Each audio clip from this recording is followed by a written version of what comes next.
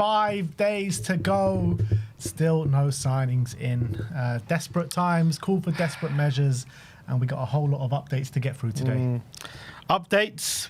Where's the action? Come on. All I'm seeing is tumbleweed go across the Tottenham Stadium at the moment. We are 5 days from the deadline. It is panic stations, worrying times at the Tottenham Stadium. I'm sure Lange, Fabio, they're calling everyone they can to get some sort of deal done. But right now, yeah, I think every Tottenham fan is extremely worried. Yeah, absolutely. And it feels as though at this moment in time, Tottenham, the people running Tottenham, Daniel Levy, Johan Lang, and people like that, are just scrambling around, making calls to anyone and everyone and anyone that they can at this moment in time, whether they're interested, whether clubs are interested in selling. It just seems like panic stations, all hands on deck, and an absolute shit show at this moment. Yeah, and that's due to the, it shouldn't be this at this point, 5 days to the deadline. It's ridiculous we've left it. I understand what's happened and what's happened with certain deals like Gibbs White and Eze, and look, you can have sympathy with some, you can have no sympathy with others, but why is it always us that leaves ourselves in this situation? It's true. You should never let deals drag on as long as we've let them drag on. It's ridiculous. 100%. It is something that just it keeps happening. It's happened time and time again. We've seen this story before. But I would say as well, in this current transfer market, it does seem to be the same for quite a few clubs. I mean, West Ham completely in the mud, but they're in a similar situation. Newcastle in a similar situation. Villa, I don't know what's going on with Villa. Are they planning to bring in anyone? I agree with you. The difference between us and them is they've got massive PSR issues and we don't. Yeah. And there's no reason for us to be in this situation. 100%. Don't disagree. Completely agree, actually. So look, an absolute shit show. And we're going to try and piece together what we can piece together in this Tottenham update and keep you guys informed and updated in what is going around the last 24 hours in Tottenham transfer news. And starting off with our first... the first one is Savinho. Oh, come on. Come on, lad. Miguel Delaney says Tottenham could resurrect a move for Man City winger Miguel Savinho, but are currently prioritising other alternative targets. Morgan Rogers remains an ideal signing, but the difficulty in doing that deal means that Spurs are looking at Lucas Paqueta, Xavi Simons, Ademola Lookman, and Magnus Akilush. So we've got various updates on pretty much all those players, apart from Akilush, which we'll get into in a minute. But sticking on Savinho, Fabrizio Romano gave us an update last night. Let me guess. Guess what he said? Tottenham's still interested in the deal. They're prepared to pay a certain amount, but it's all dependent on Man City finding a replacement. Well, nearly word for word spot on, but I'll read it for you guys anyway. It says, Tottenham Hotspur have not left the table yet for Savinho. They have a hope to sign him, but it still depends on... I'll let you finish the rest. Man City finding a replacement. Way, another update. Another update from Romano. Says it still depends on Man City and their attempts to sign Rodrigo. Oh, well, whatever. Spurs are still waiting for the green light. God, he's going to tweet that another 50 times between now and deadline. And when the window's closed, he's going to go, in January, Spurs are going to go back in Savinho, but it's dependent on City finding a replacement. I'm so done with that deal, honestly. I think it's dead. I think it's been dead for a while. Resurrect, though, that's a new word we haven't had yet. It's like a religious calling. He's going to resurrect him from the dead. Hail Mary. Let's just hope Spurs... Look, we're not getting Savinho. I'm not even going to say let's hope we get it done, because I think if there was going to be any movement, I think we probably would have had it already. Like, there's no movement in the Rodrigo deal, it seems, at the moment. And even if there is, you're talking about a big money deal happening very late in the window. Now, it's possible, there's talk of, Liverpool going back in for Isaac for a British record fee. And so there is, I'm not saying it's impossible to have big deals late in the window. I'm just saying, if you're relying on Man City paying near 100 million for you to get your signing done, then that doesn't seem like a realistic situation. Yeah, and also the reality of Man City not really wanting to sell Savinho, so why would they be in any rush to bring in and do a big money deal for Rodrigo? Exactly. So I think the whole thing just smacks of desperation. I think there was maybe a time where it was, a few weeks ago when there was looking a bit more likely when there was time left in this window. With 5 days left. I just don't see this one happening. I really don't. I think Spurs are wasting time here, to be honest.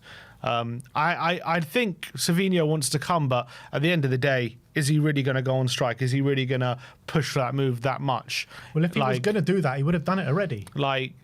It doesn't make sense for him to do that. It's a World Cup year. He's like, I don't think there's any fear for Man City if they keep him. He's going to kick up a fuss or anything like that. That doesn't make any sense to me, because at the end of the day, I think there's game time for him at Man City, and if he wants to get into that World Cup squad, he's going to be at his best. So I don't think he's got any time to down tools and all that kind of stuff. So for me, I think it's so unlikely this deal's going to happen. I can't even get myself to envisage it. So yeah, I don't see this being a remote possibility. I think we should already be moving on, to be honest. Well, that's the Savinho situation. Let's move on to the Lucas Paquetá situation. As Fabrizio Romano says that Tottenham have made calls to understand the situation of West Ham attacker Lucas Paquetá. He's a player appreciated by the club. And one of the West Ham aggregators brought a quote from David Sullivan. I'm not sure. I mean, it must have been a fairly recent quote in the last 24 hours. It says, asked on if Lucas Paquetá could leave West Ham this week, and he says it's possible, but we'd have to sign a lot of players. And now we're not just reliant on just one player coming into a club, we're reliant on a lot of players coming into a club.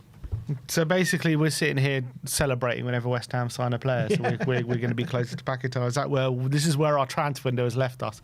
Yeah, I'm sure the situation is West Ham probably do not want to deal with us again, because they'll know the ramifications. They know that the West Ham fans are still probably not happy with the Kudus one.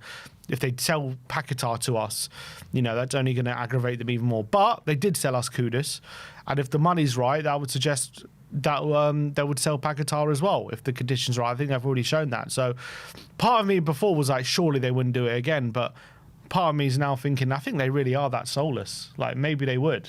And maybe they don't really care, like what the West Ham fans think, and if the money's right, they'll do it. I would love Paquetá. Kudus was pure evidence of that, man. Yeah, it was pure evidence, because they could have waited for Chelsea to come in. Yeah, and they didn't. So I would love Paquetá. I think he's a phenomenal player. I think we haven't seen the best of him. Even in general in a West Ham shirt, I think we haven't seen the best of what he can really do. But I think obviously he's had good seasons, but last season was a particularly poor one for him. But I think he would fit us so well. I think he would fit Frank so well. I would love for us to get this deal done, but it's relying on a very incompetent recruitment system in West Ham getting lots of deals over the line. It does seem they are in talks with quite a few players at this moment. Yeah, we heard Bilal Kounouz potentially. So if they get him and a few others, maybe they would be prepared. But there's a few aspects. They're going to let go a load of players. We've got to stump up 60 million for him. So I think there's a lot of reasons why it won't happen. Yeah. Yeah, like you mentioned, I would absolutely love this deal to happen. Not only just because it will just rile up the West Ham fan base, but also I think he's a quality player. Man City, we spoke about yesterday, willing to spend 80 million on him a couple of years back, and they don't do that if he's just an average player. I think he's a really good player. Obviously didn't have a good season last year for one reason or another. One of those reasons being all the charges that were being put towards him regarding the bookings and the gambling and all that kind of stuff. But that's all in the past now. That's all behind him. He started the season well, scored a good goal against Chelsea in last week, and was one of the better players for West Ham. And also scored last night, didn't he, in the Carabao Cup in West Ham's 3-2 loss. So if I'm Lucas Paquetá right now, I'm looking around and being like, just get me out of this club. Seriously. Agreed. He's, again, I'm seeing it says 28. I'm guessing it's his birthday today then, because yesterday we did it, he was 27. So really? Must be his birthday Same today. Birthday as Ange. He's not getting any younger, and he's got a... Yeah, it is 27th of August. 27. Happy birthday, Lucas Paquetá. Let's hope we can get you a big move to the bigger club in London. Look, I completely agree. He needs to be playing Champions League football. He's not going to have too many more opportunities at 28 to move to a bigger club. I think this is one of his potentially last opportunities in the peak of his career to get this move. So I would be pushing for it for sure. I'd be trying to force a move if I'm him. Apparently, he's still quite loyal to West Ham, considering the fact they stood by him, but with the whole betting thing, and apparently, I don't know, maybe they've been very good to him. So obviously that, he's got personal loyalties and stuff. Look, that plays a part, but if he's thinking about the betterment of his career, he's got to be moving, because West Ham are going to be embroiled in a relegation battle. Is that what he wants to waste a year of his career at 28 doing that? I think he should be pushing for it. But look, I just feel like something just tells me that this is going to be too unlikely to get done. But I'd love it to happen. In any deal that we're going to discuss, is there anything telling you that there's anything positive that is going to come? So it's a great question. So that's the Lucas Paqueta situation. Another one that we're going to talk about now is Xavi Simons of RB Leipzig. Obviously, we heard a lot about Simons earlier on in the window. We heard, he was all set to join Chelsea. That hasn't really seemed to have materialised. There's quite a few updates regarding him today.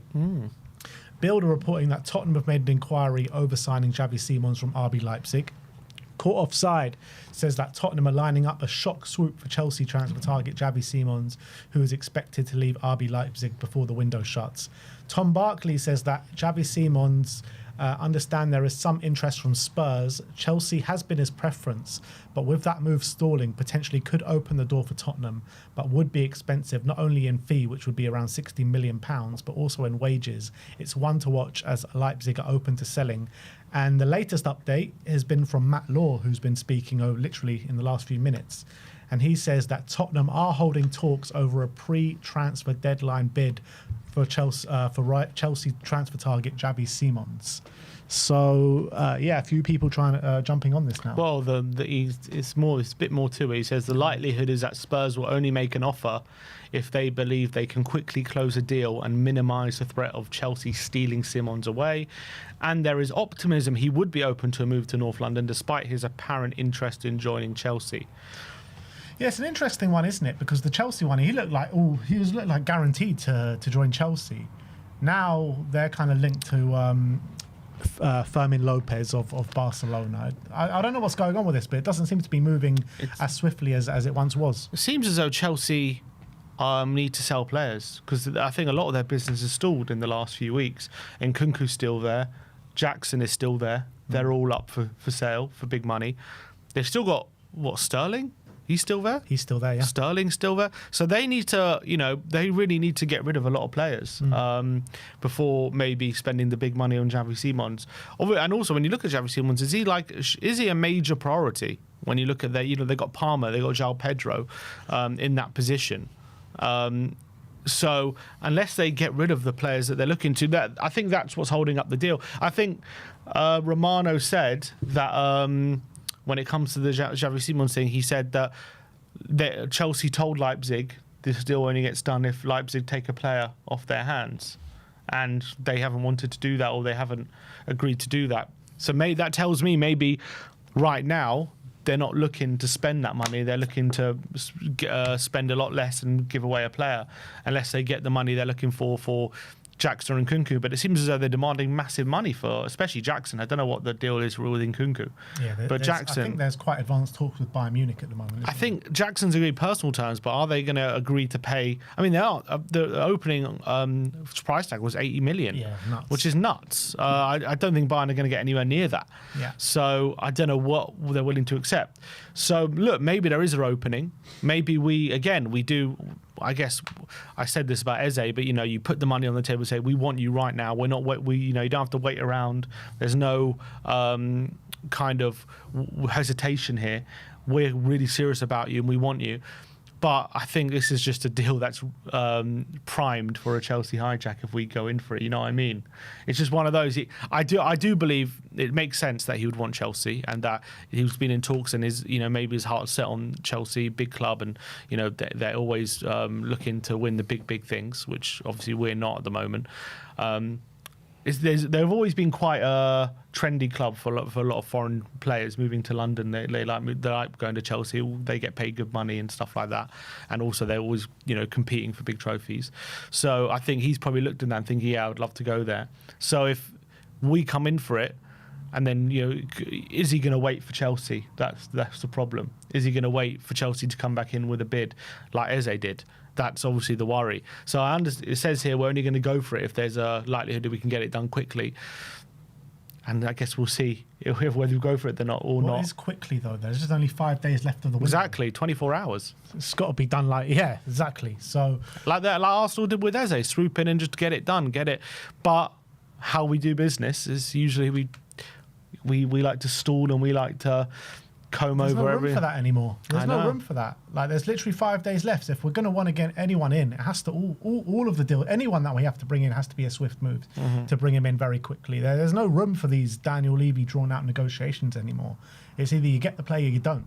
That's where we're at this moment in time. And with Xavi Simons, can you see Chelsea getting all these players off their books in the next 5 days? Yeah, I don't know. It's a tall order. It's a big ask. Look, the reality is it has stalled. They've been in talks with him for a long time now. It's been a few weeks. But then again, that was my logic when it came to Eze. That seemed to have stalled for Arsenal. And for weeks and weeks, for one reason or another, they just hadn't got over the line. So I genuinely thought maybe they had pulled out. And when we swooped in, I was like, okay, I really think Arsenal, they probably would have got it done already if they were going to get it done. Maybe Tottenham just activated them into action. Then they thought, you know what, we just can't let this deal go. And they just went and put the money up. And will that happen with Chelsea? Will they go, look, we can't let Tottenham get him? Is that going to happen? But you're right, it is. Look, it's stalled for one reason or another. Are they going to end up putting the money up and getting him? Is it dependent on all these players leaving? The thing is, right, with the Arsenal and Eze thing, like, we never heard in the press about any other alternative targets that they were going for.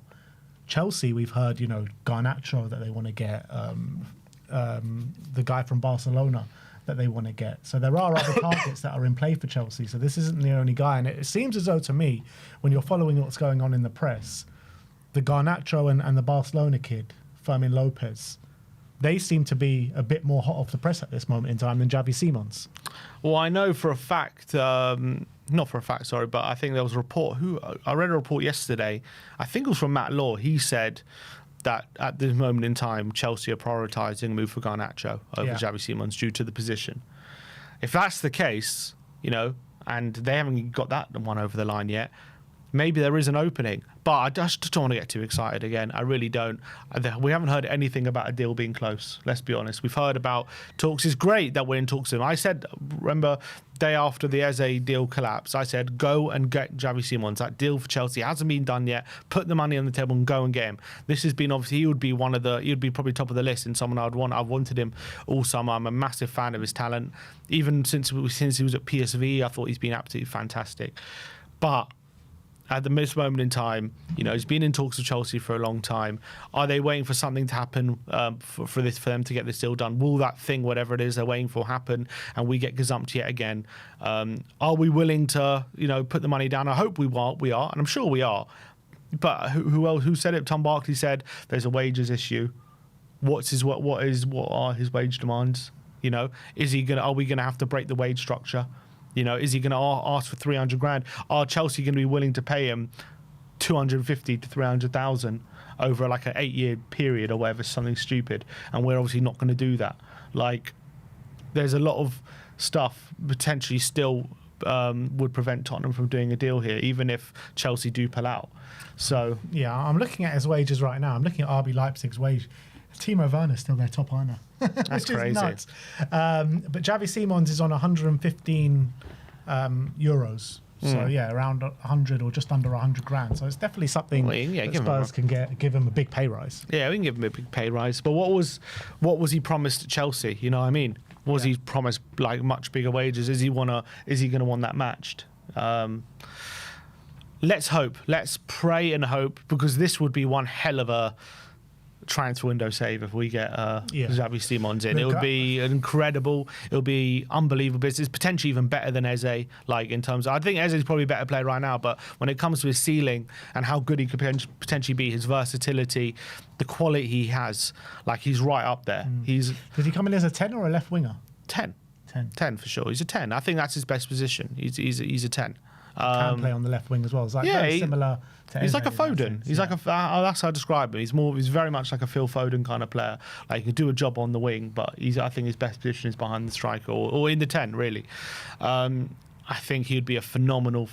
There's also one who reported it, saying this may potentially something with his attitude. Maybe he's got a bit of an ego about him. Leipzig fans have suggested that, yeah. Yeah, but is that because they've just been terrible, and maybe it's like similar to what we've seen with like players at West Ham and stuff, like when their team's having a terrible season and they see themselves should be at a team challenging for Champions League, it's hard, like they get disillusioned. Is that what's happened, or has that always been an issue? He's always had an ego.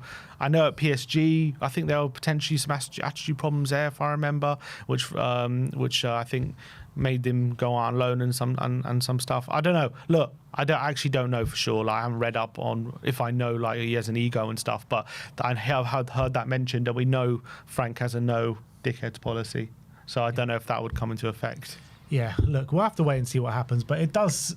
This just stinks of another embarrassment for Tottenham if we go heavy into him, and then Chelsea end up getting him on deadline day or something like that. So let's hope Spurs can just put that money down on the table right here, right now, and get something done quickly, because, yeah, like you said, this will be save of the century if we can get someone of his quality through the door.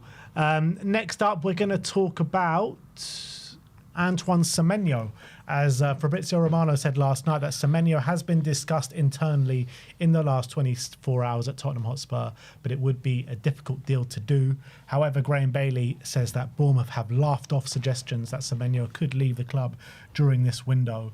Look, if you wanted Semenyo at the beginning of the window was the time to get him, before they sold all the players that they did sell this summer. I think he's signed a new contract this summer as well. So, I mean, it makes it even harder to do. Start the season off on fire, Antoine Semenyo. And, yeah, I can't see Bournemouth sanctioning a sale at this moment, this late in the window. Look, at the beginning of the window, before he signed his contract, they were talking about 70 million. So that's only going to be more. He has signed a contract, so he's committed his future this summer to Bournemouth. So I don't see him pushing for a move in the same window he committed his future. That does make sense to me. So that means Bournemouth, you know, they've already lost so many players this summer. I don't see them not demanding top whack for him. So I don't see Tottenham paying what they weren't prepared to pay at the beginning of the window for him now. Doesn't make sense to me. So, I don't think this is realistic by any stretch of the imagination. Next up, let's go back and talk about Morgan Rogers. A very interesting update regarding Morgan Rogers of Aston Villa, as the Footy Insider say that Tottenham are accelerating in a move to sign Morgan Rogers. Tottenham are hopeful of agreeing a cut price deal due to the villain's financial problems. At this point, you just got to laugh, man. If you don't Seriously, laugh, at this point, you got to laugh, because that is just Tottenham in a nutshell, first and foremost. Yeah, let's go try putting a 45 million or 40 million bid, 40 million euro bid for Morgan Rogers, and let's test the waters with Aston Villa. That's what I said there. What we're going to do, we're going to try and get a cut price deal, because that's all we'd like to do. We don't like to overpay for players. That's not in Levy's remit. We're thinking, are Villa in a poor position? Can we get him for a cheap deal? It's never going to happen, especially at this late stage of the deal. I mean, we're in dreamland. I think Levy is just so... Look, first of all, it's Footy Insider, so I don't know how reliable it is. But if there is truth to it, like, Levy is just still thinking he's in 2008 or something, honestly. I think he's so behind the times. Who? Huh? Who'd you say? Who's behind the times? Levy. Oh, yeah. But I think... I mean, first of all, I don't believe this whatsoever. I don't even think Spurs were even going to try with a cut price deal. I think this is just being put out there to rile up the Spurs fan base. Yeah, really. probably. I think that's what it is. And it's doing its job. I think it's just there to get clicks, and that's about it. Like, this is the most bullshit story that you could ever get.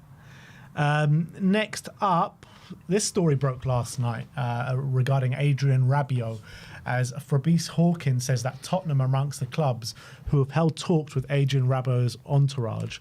No club-to-club contact has been made so far. AC Milan and Aston Villa also are in the mix, but none of the teams have contacted Marseille yet. And L'Equipe are reporting that Tottenham could soon make an offer for central midfielder Adrian Rabiot. Rabiot has fallen out with Roberto De Zerbi after a fight broke out with Bologna-bound Jonathan Rowe. I mean... You've got to get the okay from his mum first. You've got to get through his mum before you get to anyone else with Adrian Rabiot. But I mean, come on, the time has been and gone. Hasn't he rejected us like 3 times in the past or something? I don't think there's any truth to this. I think our name's just been thrown in there to garner interest and drum up interest. I think this is all agent talk. I doubt we've even looked at him, to be honest. I don't believe that for 1 second. I don't see why I would be interested in him right now, but it's a player we don't need, a player who's rejected us 3 times, a player who's, by the way, does definitely fit into the dickhead policy, and it doesn't make any sense to me. We'll go for him. So he's not number 10. I just think Hawkins has thrown a load of names together and put ours in it. I don't think there's any truth to it whatsoever. Yeah, I agree with that.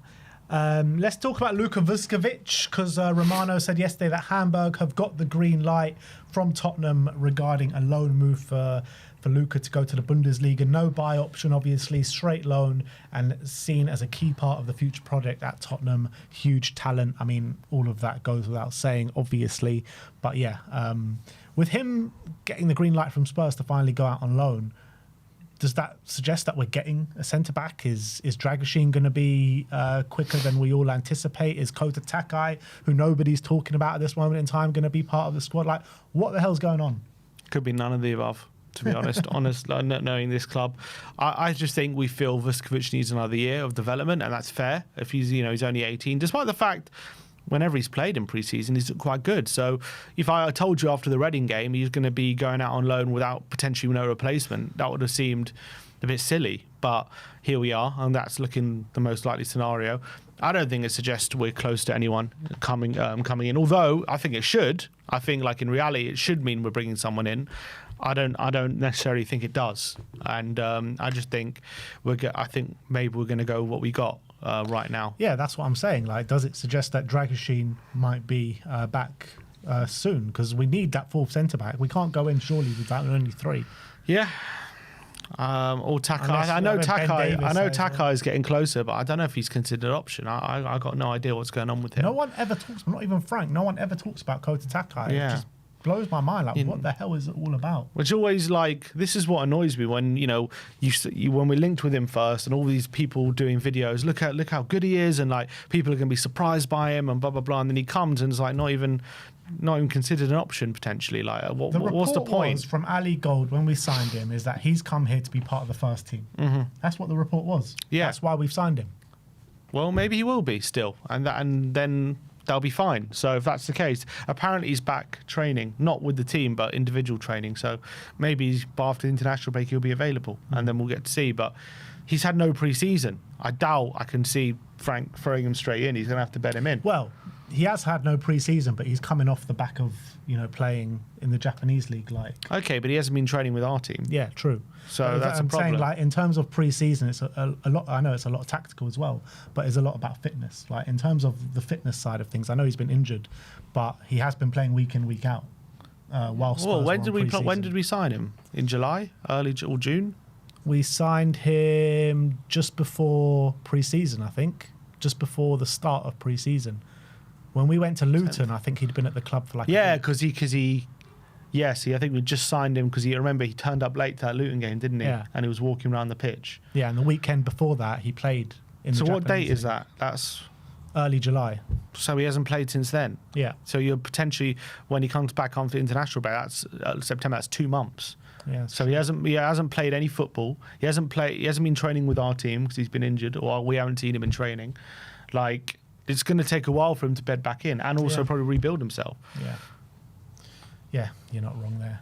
But look, we'll see what happens on that situation. The last one, there's a recent report from the Bleacher Report that says that Tottenham Arsenal have joined Leeds in their surprise pursuit of Brentford captain Nathan Collins. I mean, there is no chance Brentford let Nathan Collins go.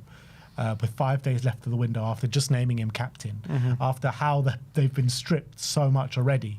This is just a non-starter for me. Yeah, and it's the Bleacher Report anyway, so I don't think there's any truth to it. I'm sure I'm sure Frank knows him. I'm sure he appreciates him. But Brentford would be crazy to let him go right now with 5 days left. They've already lost so much, so I don't think there's any truth to this. Why would Arsenal go for him? They're just getting Nketiah, so that doesn't make any sense. Well, yeah, what is happening with Nketiah? Because since the reports, when was that? A few days ago, we haven't really heard any. Well, the latest updates is that Arsenal don't want to pay what Leverkusen want for him. Well, there you go. That's why Arsenal want him then. No, but I think they'll get a deal done. I don't think they're moving on already to Collins. It doesn't make sense to me. Liverpool obviously want Guehi. Maybe he's a backup to that. I don't believe any of this. I think he's going to end up staying at Palace, you know? He might do, but I just don't believe any of these reports about Collins to any of these teams. Yeah. All right, well, that is the Tottenham update for today. Let us know in the comment section below your thoughts regarding any of these stories. Do you believe for 1 second that Spurs are going to get any of these players over the line? All these, it's hard to believe. Yeah, all these players, they just seem all totally unrealistic, to be honest, most of them. That's just the truth. Like all of them. Out of every single one of these reports, I think the most realistic are probably Paquetá and Xavi Simons.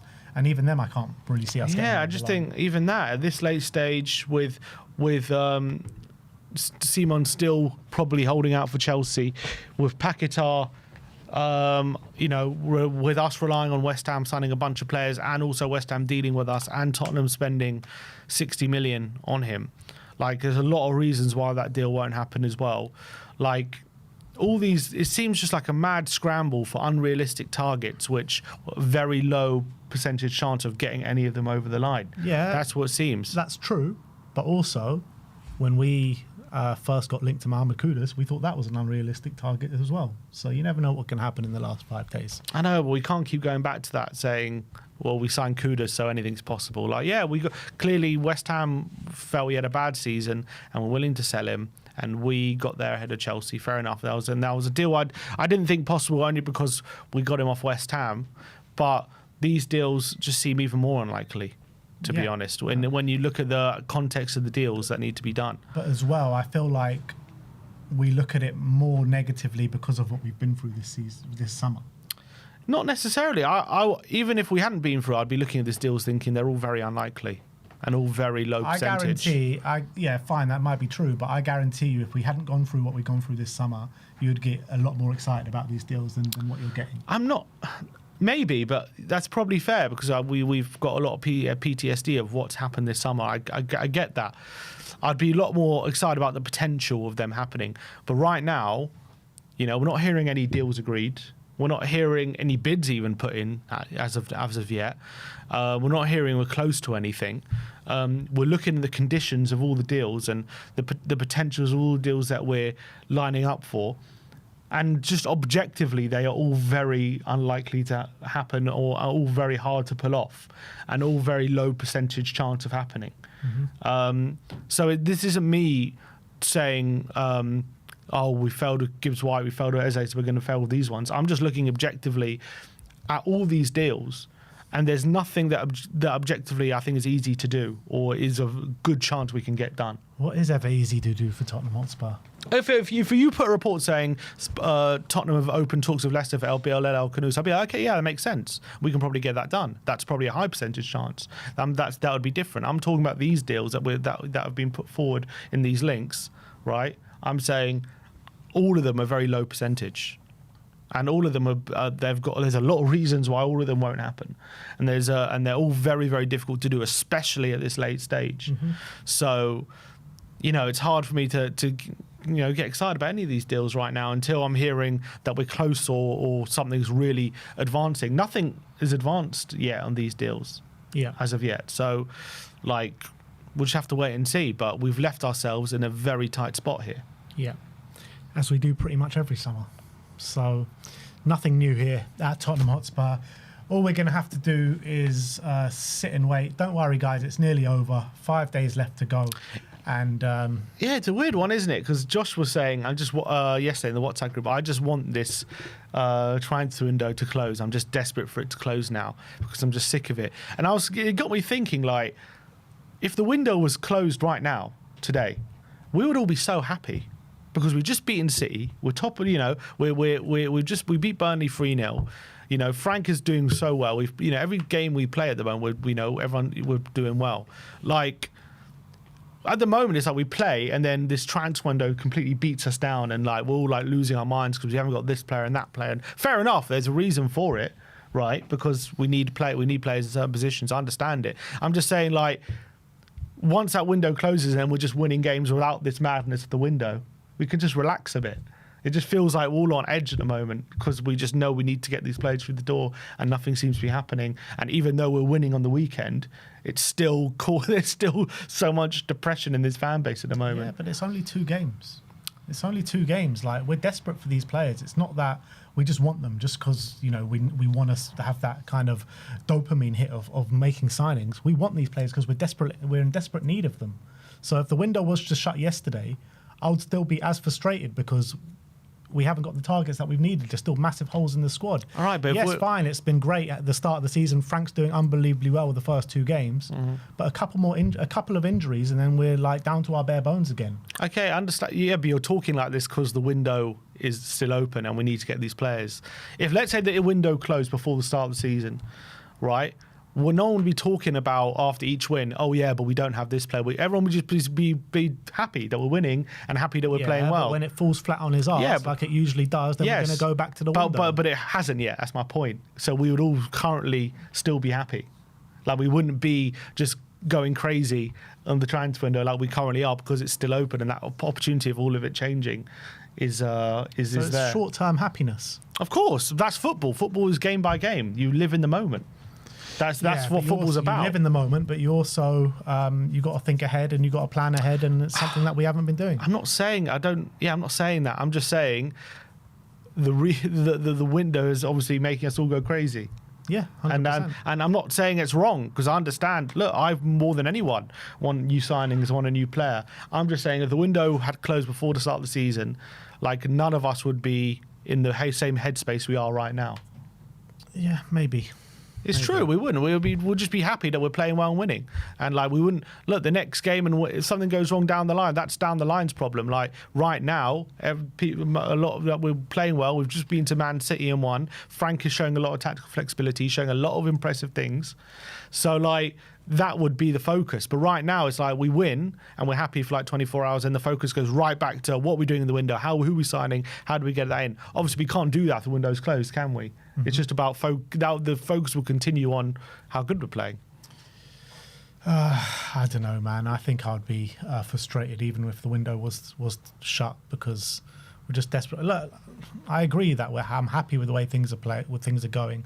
I'm happy with the way Frank is dealing with the situations. But once we come up against a team that sits low, we're not going to be able to break them down, and we're going to draw a lot of games. And that's when the frustration is going to settle in. But yeah, I know that hasn't happened yet. Is my point. Yeah, but it's not the point. It hasn't happened. We know it's going to happen. We don't know that because it hasn't happened. Yeah, but you can predict it. If you're a betting man, you would say it is going to happen. You can predict it. So But that's my point. Yeah, fine, you can predict it, but you know it's going to happen. Come on, don't be. Yeah, just probably. A contrarian here. It's not. It's going to happen. I never said it's not happening. I'm just saying that wouldn't be the focus right now. If the window was closed, you wouldn't be after each win saying, "Yeah, but we don't have this player," and be unhappy and frustrated. You'd just be focusing on the win. Today we would be delighted, but then tomorrow we'd be very frustrated. No. Because the window's closed. What's there to be frustrated about if the window's closed? Because we didn't do the business in the window. Right, but that's not the point.